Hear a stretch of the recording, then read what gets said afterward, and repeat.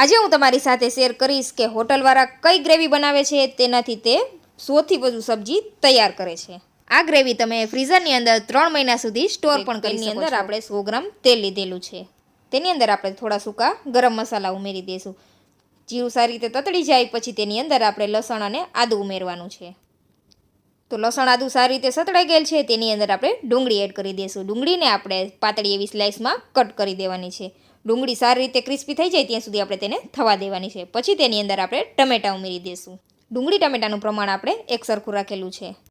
તો ગ્રેવીને એકદમ restaurant style બનાવવા માટે આપણે અહીંયા ભોજના બધા રૂટીન મસાલા લીધા છે, જેમાં હળદર પાવડર, કશ્મીરી લાલ મરચું અને ધાણા જીરું પાવડર। આ મસાલા એકદમ બેસ્ટ મસાલા છે। જો તમારે આનો ઓર્ડર કરવા હોય તો નીચે ડિસ્ક્રિપ્શનની અંદર બધી જ માહિતી આપેલી છે, તમે ત્યાં જઈને જરૂરથી ઓર્ડર કરજો। અને ગ્રેવી સારી રીતે કૂક થઈ જાય પછી તેની અંદર આપણે ભોજનો 1 ચમચી કિચન કિંગ ગરમ મસાલા